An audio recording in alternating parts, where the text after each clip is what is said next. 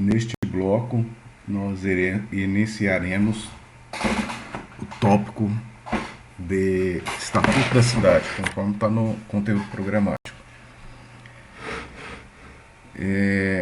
Essa imagem, se eu não me engano, essa imagem é lá de Medellín, na Colômbia, e mostra um paralelo bem interessante. Além da super aglomeração de construções no espaço urbano,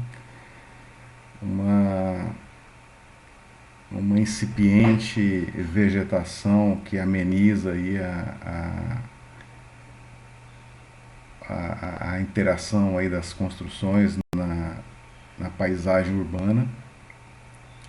O teleférico que mostra uma visão de cima de todo o conjunto de construções, que possibilita bem a análise de como se deu esse processo de ocupação de um modo não muito aparente ordenado, mas que possibilita aí uma relação de convivência, de certo modo, controlado pelo poder público e ao mesmo tempo que indica, se fosse no Brasil, uma ocupação em área de preservação permanente, em topo de morro, o excesso de concretagem no espaço natural, que é problemático, em especial nos momentos de chuva. E então essa imagem ela mostra exatamente uma perspectiva daquilo que poderia ser feito, daquilo que existe, daquilo que pode ser mitigado. Então acredito que ocorreu uma mitigação dos efeitos aí das construções desordenadas com base na intervenção do poder público. Então é sobre essa temática com maior propriedade que nós iremos falar sobre o Estatuto da Cidade. Estatuto da cidade este que tem determinação constitucional e é o parâmetro, é o norte, é o referencial mais importante que nós temos na ótica jurídica vigente para tratar das questões relacionadas à cidade, de tudo que deve ocorrer no aspecto do meio ambiente artificial nacional. Então é isso. O Estatuto da Cidade é a Lei 10.257, de 10 de julho do ano de 2001. Estatuto da Cidade é uma terminologia que a própria lei se intitulou, que em miúdos nós podemos entender exatamente o seguinte: como ocorre nos estatutos em geral de qualquer organização, de qualquer situação que envolva aí a necessidade de uma normatização. Então, o Estatuto da Cidade são os regulamentos, são as normas que regem como deve ser a cidade. É com base nesse predicado, é com base nesse referencial que nós temos aí um parâmetro a ser seguido no Brasil como um todo, por parte aí dos seus mais de 5.500 municípios. Então, o Estatuto da Cidade é uma norma geral a ser necessariamente observada no Brasil como um todo. Essa imagem aérea aí mostra Boa Vista.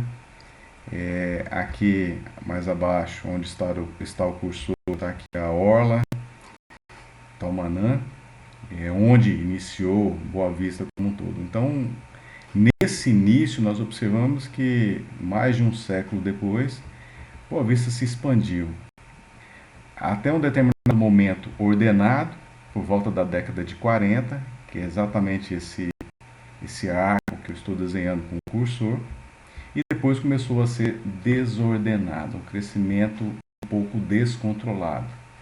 Muito embora o traçado original desse momento da década de 40 do século passado, do projeto de Darcy Aleixo de Renuncio, que possibilitou exatamente uma ordem naquilo que começou desordenado. A ocupação inicial ela foi ocupando sem qualquer tipo de controle do poder público, sem qualquer tipo de intervenção, de referencial. E aí, esse segundo momento da década de 40, nós observamos um traçado urbano que possibilitou exatamente a condução do processo de expansão, mesmo sendo desordenado. Então, é exatamente por isso que nós observamos aí uma certa ordem aqui na imagem aérea, que demonstra claramente aí o que é Boa Vista e todas as relações da cidade. Pois bem, historicidade é um aspecto que eu reputo como relevante para nós adentrarmos na temática do Estatuto da Cidade. No ano de 1963, houve um seminário de habitação de reforma urbana no município de Petrópolis, no estado do Rio de Janeiro, e que dali surgiu a primeira proposta de lei para tratar especificamente dessa temática, ou seja, uma regulação que envolvesse o ambiente urbano, exatamente pelo fato de se deparar com uma série de consequências nefastas aí para a sociedade, para aqueles que estavam vivendo na cidade, a necessidade de ordenação, a necessidade de organização do espaço urbano, daquilo que existia, daquilo que viria a existir. Então, esse encontro foi extremamente significativo nesse momento histórico, exatamente como um pontapé para a busca da regulamentação com maior propriedade, com maior ênfase, e que pudesse essa regulamentação servir de norte para toda aquela regulamentação, normatização no âmbito dos municípios em nível de Brasil. Nós observamos que na historicidade do direito urbanístico, nós falamos em alguns momentos, inclusive anterior a 1963. No entanto, o marco de 1963 para frente é que se destaca exatamente uma regulamentação mais específica a envolver os aspectos que dizem respeito à cidade. No ano de 1976, por sua vez, vazou um anteprojeto de desenvolvimento urbano de uma instituição ligada ao Ministério do Interior, do governo federal. No entanto, críticos, com medo daquele momento histórico de regime militar, com a perspectiva de socialização do uso do solo urbano, seguraram o trâmite desse processo para não ser aprovado exatamente naquele momento, pelo receio dos riscos de não se avançar temáticas extremamente importantes, que seria a regulação do solo, do que pode, do que podia, do que deveria ser permitido e controlado pelo poder público. De 1977 a 1982, nós temos uma proposta de lei de desenvolvimento urbano. Aí sim a coisa começou a se materializar, muito embora ainda no período militar, mas tomou corpo essa proposta que já vinha sendo discutida desde 1963.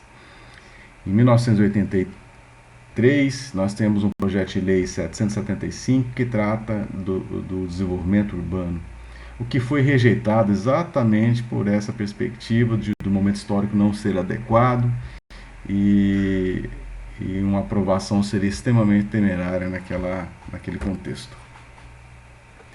Aí outra imagem que mostra exatamente construções em área de preservação permanente, topo de morro, o descontrole da ocupação do espaço natural por parte das pessoas, a ausência de intervenção, de atuação, de comando por parte do poder público, e aí a coisa foi acontecendo. Na atualidade nós observamos, isso já ocorre há algum tempo, que existem uma série de mecanismos que possibilitam a regulamentação de situações irregulares, ilegais, e essas não seriam diferentes desse contexto, que é o que se busca evitar. Então não seria conveniente, sob o ponto de vista do planejamento, acontecer primeiro os problemas, acontecer primeiro as intervenções dentro dos espaços naturais, sem qualquer tipo de controle, sem qualquer tipo de ação, iniciativa, postura, regulamentação do poder público, e depois da instalação desse processo caótico de intervenção no espaço natural, vem o poder público e regulamenta. Então, os custos, né, não só econômicos, mas sociais, culturais, são muito grandes. De modo que é preferível, preventivamente, a adoção de mecanismos de planejamento que busca uma visão mais organizada, pautada na ciência e tecnologia e com o objetivo de futuro. E não de tratar a realidade que foi construída sob a concepção do aleatório, sem qualquer tipo de amoldamento, sem qualquer tipo de padronização. Era o que se buscava e que é o que se busca exatamente, é uns parâmetros aí desejados em nível de comando constitucional.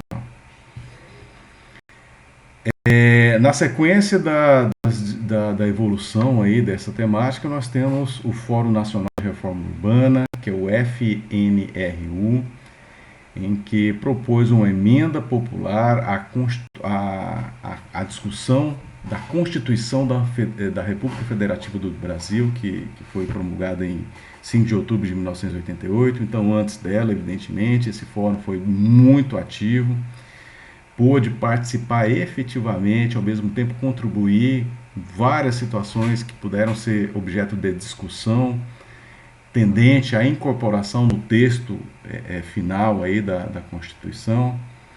E, muito embora tenha tido uma série de cortes nas propostas originais, redundou na incorporação, pela primeira vez na história constitucional brasileira, de um capítulo, que é o capítulo da ordem política urbana, que traduz exatamente essa preocupação, limitada, evidentemente, porque são somente 2 artigos, que tiveram inúmeros cortes, mas que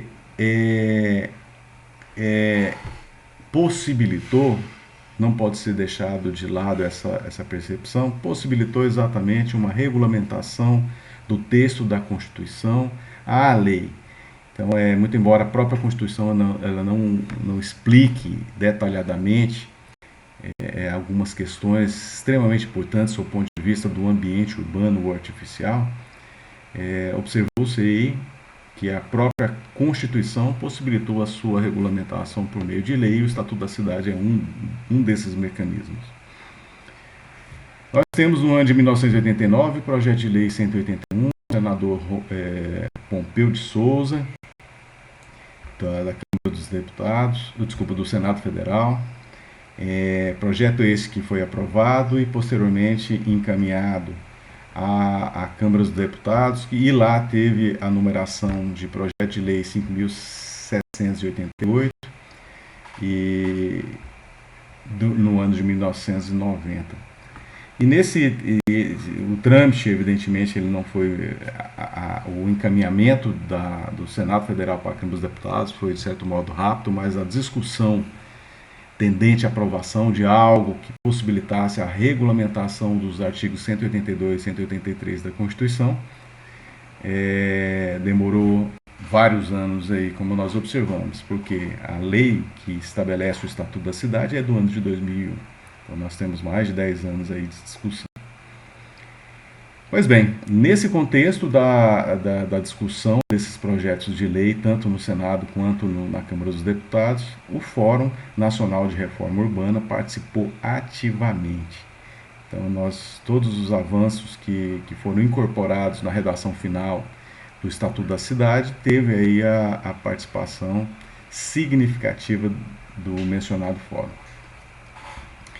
Como reflexo direto do instante político vivenciado no Brasil, o Estatuto da Cidade alcançaria a pretensão de democratizar a gestão das cidades e sanear gravames ou problemas relacionados às moradias inadequadas e ainda ordenar o espaço urbano. Então nós observamos que, muito embora não tenha sido implementados mecanismos de gestão planejada, sustentável do ordenamento urbano até então, o Estatuto da Cidade ele rompeu paradigmas, ele rompeu é, é, é, parâmetros que eram antes observados, que passou a ser norte, passou a ser referencial daquilo que viria para o futuro. Com o Estatuto da Cidade, um mecanismo extremamente avançado para a época, inclusive hoje, reconhecido internacionalmente e que tem como premissa, e já foi lido agora há pouco, a perspectiva exatamente de proporcionar um mecanismo que é cada vez mais emergente na atualidade jurídica, que é fazer com que a coletividade, que é o grande alvo aí de grande parte das medidas a serem desencadeadas pelo poder público, a coletividade poder participar de todo o processo, em especial do processo de gestão daquilo daquilo que é, daquilo que pode ser, daquilo que deverá ser efetivamente, a discussão dos seus problemas, a discussão das soluções, ou seja, a democratização desse processo, a participação da coletividade, é algo que é um dos pontos mais relevantes que se destaca no Estatuto da Cidade, que é colocar o cidadão exatamente como coator, o cidadão como personagem extremamente importante no processo da gestão dos interesses da cidade, na busca do cumprimento aí do direito à cidade sustentável.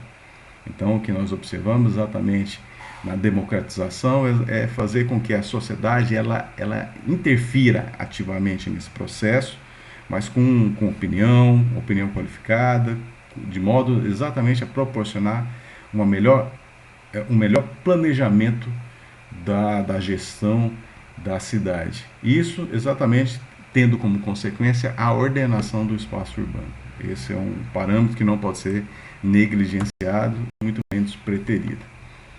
Peculiaridades a serem destacadas nesse momento é exatamente a eficiência governamental baseada na gestão democrática da cidade, regulação pública do solo. Então, o que nós observamos é exatamente realçarmos, reativarmos, rediscutirmos e pontuarmos o papel do poder público, o papel da coletividade no processo de gestão da cidade, no processo de ordenação do espaço urbano, no processo de planejamento da ocupação espacial. Então, é extremamente importante nós reafirmarmos essa peculiaridade essas peculiaridades aí do Estatuto da Cidade, que são extremamente significativas num ambiente urbano. Em cima desse processo, nós observamos que do Estatuto da Cidade poderemos depreender uma série de políticas. Não se cumpre todos esses predicados, todas essas peculiaridades, todos esses objetivos gerais, aí, vamos assim dizer, que envolve a democratização da gestão espacial da cidade, e ao mesmo tempo da na ordenação do espaço urbano, sem política pública. Então, existem várias políticas que foram efetivamente incorporadas aí no contexto do Estatuto da Cidade, dentre as quais nós temos a política regulatória, que envolve a valorização da terra de acordo com as necessidades coletivas. Então, o pressuposto maior é exatamente o que? Os interesses da coletividade em detrimento do interesse do indivíduo. Então, nós observamos que um parâmetro mais significativo nesse processo de uma política regulatória, de regulamentação, de imposição daquilo que pode, daquilo que deve ser, e ao mesmo tempo dos mecanismos de fiscalização e sanção, se for o caso, são situações que deverão ser destacadas nesse processo como encargo aí do poder público com a participação da coletividade. Então, essa política pública regulatória é extremamente significativa e realça e reforça exatamente aquilo que nós falamos em um módulo anterior, que é sobre a função socioambiental da propriedade e da posse também. Nós temos também o modelo de política redistributiva, que envolve a busca de igualizar as condições habitacionais e urbanas. com os interesses econômicos. Então, nós observamos exatamente, estabelecemos um paralelo de equilíbrio, um paralelo de harmonização, de compatibilização das necessidades, das condições, daquilo que pode ser destacado como importante para atender os interesses, os direitos e os princípios constitucionais da coletividade em geral com a perspectiva econômica. Então, a partir do momento que é estimulado, e isso nós observamos na própria Constituição, do artigo 170, o interesse econômico é livre, evidentemente, com as ressalvas estabelecidas pela própria Constituição. Nesse contexto urbano, que é o que a gente está discutindo efetivamente, deve-se destacar exatamente a necessidade de termos como parâmetro a compatibilização dos anseios, das necessidades coletivas, junto com os interesses econômicos. Então, não deve necessariamente preponderar os interesses econômicos em detrimento da coletividade. Razão pela qual o planejamento deve ser técnico-científico. O exercício de uma política pública para tratar dos problemas urbanos, para tratar do planejamento da ocupação espacial necessário, é exatamente podermos compatibilizar, coadunar, estabelecer um equilíbrio entre aqueles três elementos significativos do desenvolvimento sustentável, que é o elemento econômico, junto com o elemento social e com o elemento ambiental, que são componentes indissociáveis aí da implementação e busca da concretização do direito à cidade sustentável. O terceiro modelo que eu menciono é o modelo de política pública distributiva, que envolve exatamente a regularização fundiária e a urbanização de favelas. Nesse momento, nós observamos exatamente que é uma atuação mais incisiva em cima de problemas, em cima de constatações, visando exatamente o saneamento de questões que já estão, a própria norma já indica, estão consolidadas. Então, existem situações que poderão ser objeto de regularização fundiária, outras não haverá essa possibilidade, como, por exemplo, a ocupação em áreas de risco permanente. Então, é uma situação que eu sempre reforço, que é o exercício de política pública distributiva. Ela não deveria ser não deveria ser tida como objetivo principal, e sim secundário. Exatamente pelo fato de que só se fala em regularização fundiária a partir do momento que a ocupação espacial para fim de moradia, ela é moradia, exercício de atividade econômica, industrial, ela é irregular ou ilegal, conforme o caso. Então, quando nós falamos aí de ocupação subnormal, né, moradia subnormal, intervenção no ambiente urbano subnormal, que é uma terminologia técnica, nós falamos aí exatamente da possibilidade que tem o poder público de regulamentar situações que começou desordenado, começou inadequada sob os parâmetros que deveria ocorrer. Então, hoje o que nós discutimos em cima dessa perspectiva, que deve ser evitada, é exatamente o que? Só se fala em regularização de situações assim, a partir do momento que houve uma desordem, houve uma desorganização, houve a infringência de normas que regulamentavam matérias de ocupação espacial. E aí o poder público não conseguindo resolver os problemas, não conseguindo evitar, seja por a ação inadequada, seja por omissão na fiscalização, no controle da ocupação espacial, aí vem o próprio poder público e busca mecanismos de regulamentação, como por exemplo aí a regularização fundiária. Então, o que deve se preponderar exatamente por meio do planejamento da ocupação espacial são medidas preventivas que ordenem o espaço, que possibilitem aí a ocupação de modo mais satisfativo. Então, essas são situações preferíveis. Nós iremos estar falando um pouco mais à frente também, e repetindo, o próprio poder público estabelece zonas especiais de interesse social, que são zonas aí que buscam exatamente um processo mais simples, mais facilitado de regularização fundiária, exatamente pelo fato de não conseguir enfrentar aqueles problemas, enfrentar aquela realidade que deixou aí correr, e aí a situação se tornou aí de insustentável ao ponto de permitir aí uma regularização mais simplificada do que o processo ordinário. O processo ordinário envolve exatamente o parcelamento do solo urbano de acordo com parâmetros estabelecidos pela própria legislação, entre as quais nós temos aí a Lei Federal 6766, no ano de 1979. A partir do momento que não houve um parcelamento do solo urbano, por exemplo, com a aprovação de um loteamento ou mesmo desmembramento, que com o devido controle do poder público municipal, e a coisa foi acontecendo, então nós observamos aí que, em não conseguindo atender às premissas de loteamento, ou mesmo desdobramento, com a implantação de serviços públicos, com a implantação de obras públicas, com a implantação de mecanismos ali naquele espaço urbano aprovado,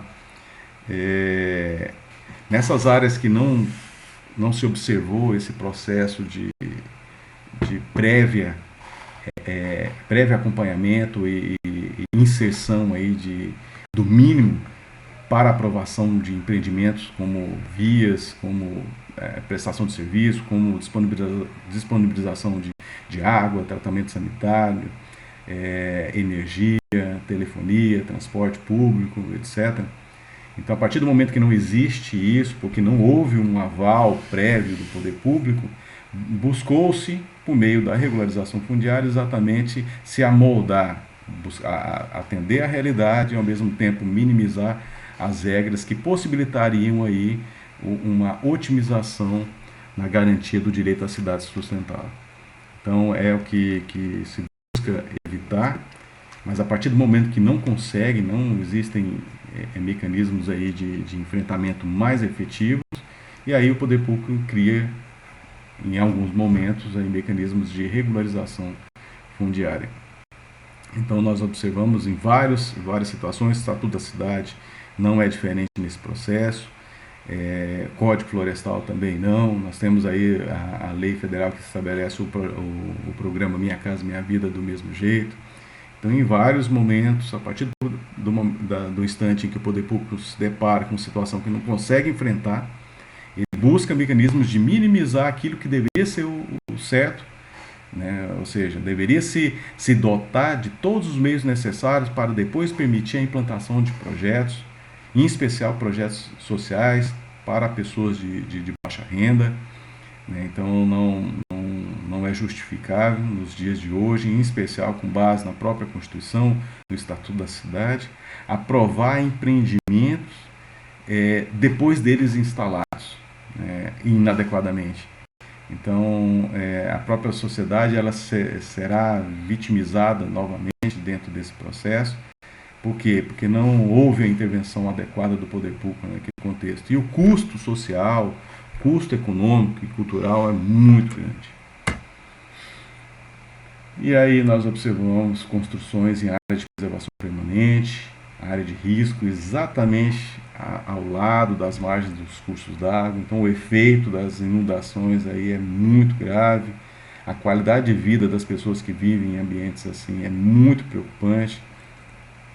Então é necessário compatibilizar os interesses, né, a moradia adequada, com dignidade da pessoa humana, exatamente com os problemas que a própria natureza pode estabelecer. Então, o poder público, nesse processo, deveria controlar mais eficiência, com poder de atuação mais incisivo para evitar situações assim que fazem com que as pessoas sejam mais vitimizadas ainda nesse processo. Então, o planejamento da ocupação espacial é um mecanismo. O Estatuto da Cidade estabelece mecanismos que possam alcançar exatamente aquilo que nós estamos falando já há algum tempo, que é a busca do ordenamento da ocupação espacial, ou simplesmente ordenamento urbano, que é o que se almeja, que é o que se deseja. E aí, nós chegamos no principal ator, que é exatamente aquilo que a gente já falou no módulo da Constituição, a gente vem reforçando a todo momento. O Estatuto da Cidade, ele enfatiza, ele enaltece, ele exemplifica aí o poder de ação do município no que diz respeito à gestão espacial da cidade. Então, o município é exatamente o ente federado mais importante no processo da implementação do ordenamento urbano. Então, o Estatuto da Cidade enaltece sua responsabilidade por ser a esfera mais próxima para constatar e solucionar os problemas. Enfatiza a incumbência municipal de promover o adequado ordenamento territorial, mediante planejamento e controle do uso, do parcelamento e da ocupação do solo. Tem como norte o desenvolvimento territorial, a sustentabilidade cultural, social, política, econômica, ambiental e institucional. Ou seja, nós deveremos ter em mente que é necessária a compatibilização de todos os interesses. Esses são indicativos aí de forma exemplificativa, mas assim, no ambiente urbano, a responsabilidade do município deve envidar esforço no sentido de compatibilizar, de harmonizar todos os interesses que de algum modo possam ser conflitantes, mas deve-se necessariamente, pautado no instrumento do planejamento da ocupação espacial, possibilitar e garantir a satisfação desses interesses. É quem deve formular política urbana e fazer cumprir as funções sociais da cidade, possibilitando acesso e garantindo o direito à cidade sustentável. Então, o município é exatamente o principal ator no processo de gestão da ocupação do espaço urbano, ou gestão da ocupação da cidade. Então, é o município que tem a maior responsabilidade. Quando eu falo assim, evidentemente não podemos esquecer da responsabilidade constitucional dos estados, membros do Distrito Federal e muito menos da União. Mas a ênfase que deve se destacar é exatamente que na gestão do espaço urbano o município é o principal ator. Ok? Aqui nós temos uma imagem aparentemente lá do Nordeste, capital da Paraíba, João Pessoa, que mostra aí a relação, de certo modo, harmônica entre o ambiente natural com o ambiente circunvizinho ocupado pelo homem dentro da cidade. Então, é uma imagem que eu acho bem significativa, mostrando aí a possibilidade que se tem de compatibilizar vários interesses. E aí eu finalizo esse módulo.